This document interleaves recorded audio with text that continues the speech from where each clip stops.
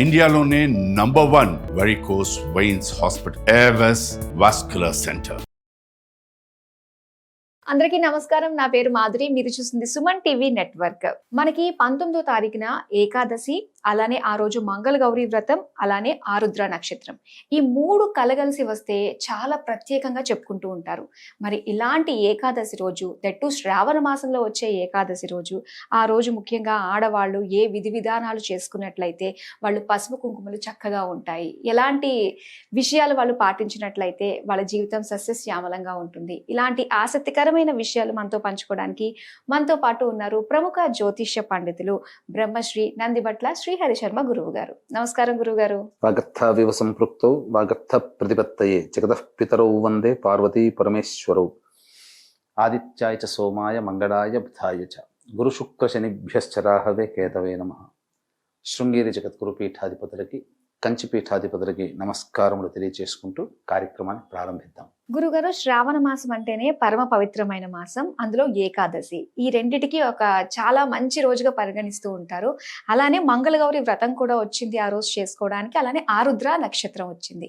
ఈ 3 ఇలా కలిసి రావడం వలన మనం ఏదన్నా పూజా విధానాలు, వ్రతాలు చేసుకున్నప్పుడు ఎలాంటి ఫలితాలు వచ్చే అవకాశాలు ఉంటాయి గురుగారు? ఈ శ్రావణ మాసంలో ముఖ్యమైనటువంటి పుణ్యతిథులు కొన్ని ఉంటాయమ్మా.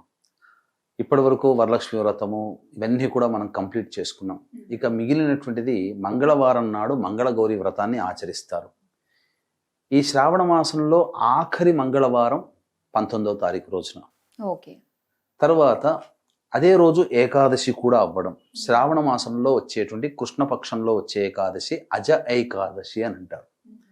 ఇక తరువాత మరీ ముఖ్యంగా పరమేశ్వరునికి అత్యంత ప్రీతికరమైన మాసము ఏది అని చెప్పి పార్వతీ అమ్మవారు అడిగితే సాక్షాత్తు శివుని నోటి నుంచి వచ్చినటువంటిది శ్రావణ మాసం. కాబట్టి అటువంటి శ్రావణ మాసంలో ఏకాదశి పుణ్యతిథి రోజున శివుడి నక్షత్రం ఆరుద్ర నక్షత్రం కూడా కలిసి ఉండడం పరమ పుణ్యప్రదం, మహామహిమాన్వితమైనటువంటి రోజుగా చెప్పవచ్చు.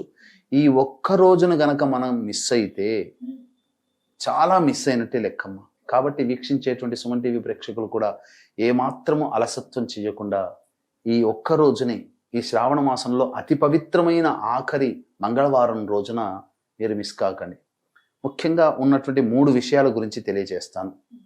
మంగళగౌరి వ్రతం అనేటువంటిది భర్త యొక్క ఆయురారోగ్యాలు పెంపొందించుకోవడం కోసం, అలాగే దీర్ఘ సుమంగళిగా ఎక్కువ సంవత్సరాలు భర్తతో కలిసి కాపురం చేసే విధానంగా ఆ అమ్మవారు అనుగ్రహించడం కోసం ఇది ఈ యొక్క మంగళగౌరి వ్రతాన్ని వివాహమైన మరుసటి సంవత్సరంలోనే మొదలు పెడతారు, లేదా వివాహమైన సంవత్సరంలో మొదలు పెడతారు.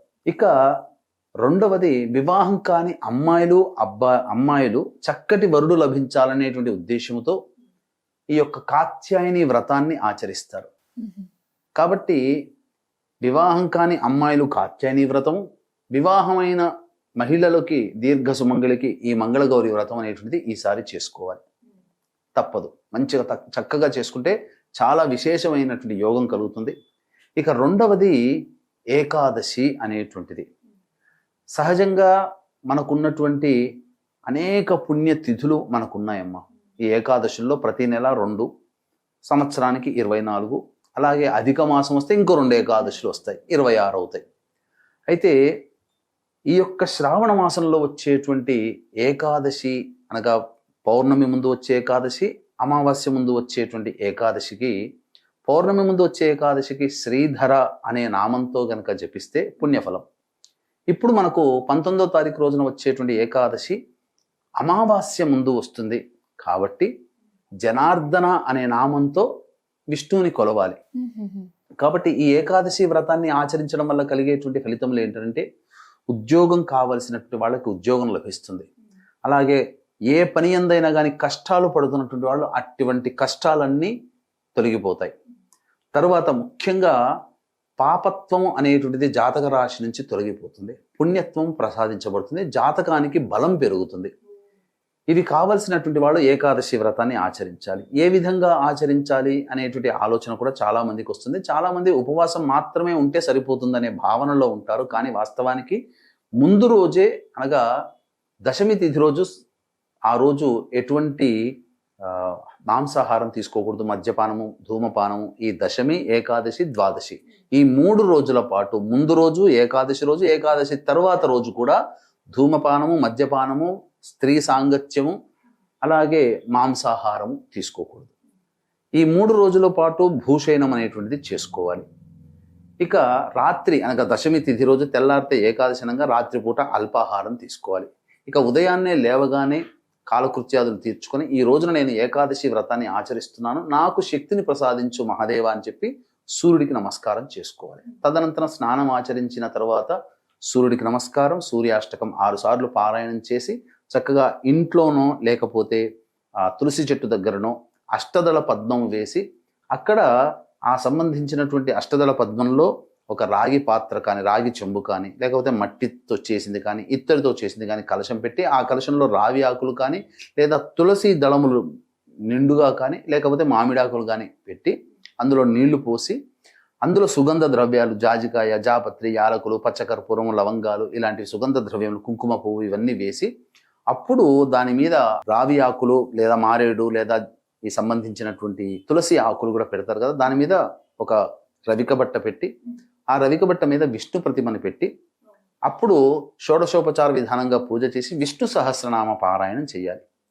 చేసిన తర్వాత ఆ రోజంతా కూడాను ఉపవాసం ఉంటూ జనార్దనాయ నమః, జనార్దనాయ నమః, జనార్దనాయ నమః అంటూ నామాన్ని జపిస్తూనే ఉండాలి. ఎన్నిసార్లు వీలైతే అన్నిసార్లు.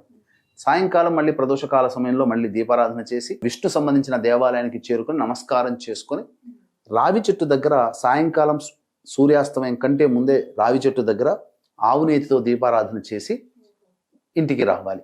ఆ రోజంతా ఉపవాసం ఉండి తెల్లవారి ద్వాదశి తిథి రోజున గనక ఇంట్లో వండినటువంటి పదార్థముతో చక్కగా అన్ని పదార్థం చేసి విష్ణుదేవుడికి నమస్కరించి నైవేద్యము పెట్టి తదనంతరం ఎవరికైనా బ్రాహ్మణుడికి ఆ కలశము వస్త్ర సహితముగా దక్షిణ దానము చేసి వీలైతే బ్రాహ్మడికి భోజనం పెట్టడం, లేదా స్వయం పాకం ఇవ్వడం, లేదా బంధువుల్ని ఇంటికి పిలిపించి భోజనాదులు పెట్టి, లేదా అతిథి అభ్యాగతులు ఎవరైనా కానీ ఆకలి కొని వారికి అన్నము దానము చేసి తదనంతరం ఆ భార్యాభర్తలు గనక తిని ఆ రోజుకి సంబంధించినటువంటి ఆ నియమాన్ని గనక విసర్జిస్తే ద్వాదశి తిథి రోజున సంపూర్ణంగా ఏకాదశి వ్రతాన్ని ఆచరించిన ఫలితము మనకు కలుగుతుంది. తద్వారా పాపత్వము నశించి పుణ్యము పెరుగుతుంది, జాతకంలో ఉన్న గ్రహ దోషాలు కూడా తొలగిపోతాయి, అన్నిటికంటే ముఖ్యంగా జీవించడానికి మార్గము బలపడుతుంది అని చెప్పవచ్చు.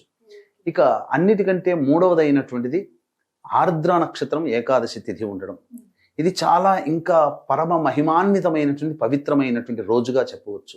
అయితే వీక్షించేటువంటి ప్రేక్షకులు గమనించాల్సినటువంటిది ఈ యొక్క 22వ తారీఖు రోజున ఈ శ్రావణ మాసం చతుర్దశి మరియు అమావాస్య ఈ తిథి కలిసి వచ్చినటువంటి సందర్భంగా జాతకంలో మీరు ఎన్ని ప్రయత్నాలు చేసినా, మీ జాతకరీత్యా ఆ ప్రయత్నంలో ఆటంకాలు ఎదుర్కొంటున్నా, ఏ పని చేసినప్పటికీ ఆ పనిలో విజయం పొందలేకపోయినా, అన్నీ నోటిదాకా వచ్చి వెనక్కి వెళ్ళిపోతున్నా, నిజాయితీగా ఎంత కష్టపడ్డా మీరు ఫలితం పొందలేకపోయినా, అసలు జాతకంలో ఎన్ని పూజలు చేసినా ఆ పూజల ఫలితాన్ని పొందలేకపోయినా, వీటన్నిటికీ కారణం పితృదోషం ఉండడం వల్లనే మీరు ఏ ఫలితాన్ని పొందలేకపోతారు. కాబట్టి ఇటువంటి పితృదోష నివారణకి మన పీఠమాధ్వర్యంలో తండ్రి వైపు 6 తరాలు, తల్లి వైపు 3 తరాల్లో దుర్మరణాలు పాలైనటువంటి వాళ్ళ యొక్క ఆత్మతృప్తి కోసం పితృదోష నివారణ కార్యక్రమాలు జరిపించడం జరుగుతుంది. 20వ తారీఖు లోపల మీరు ఈ కార్యక్రమంలో నమోదు చేసుకోవచ్చు. చక్కగా హైదరాబాద్ నుంచి బయలుదేరడం, చేయించిన కార్యక్రమం తదనంతరం చక్కగా మళ్ళీ 23వ తారీఖు శనివారం నాడు ఉంటాము. అలాగే రాలేని వాళ్ళు బ్రాహ్మణుని కర్తగా పెట్టి కూడా చేయించడం జరుగుతుంది. అవకాశం ఉన్న వాళ్ళు కార్యక్రమం తదనంతరం కాంటాక్ట్ చేసి పూర్తి వివరాలు తెలుసుకోవచ్చు. ఇక ఏకాదశి తిథిలో అనగా ఈశ్వరుడికి కూడా ఏకాదశి చాలా పవిత్రమైనటువంటి పుణ్య దినము.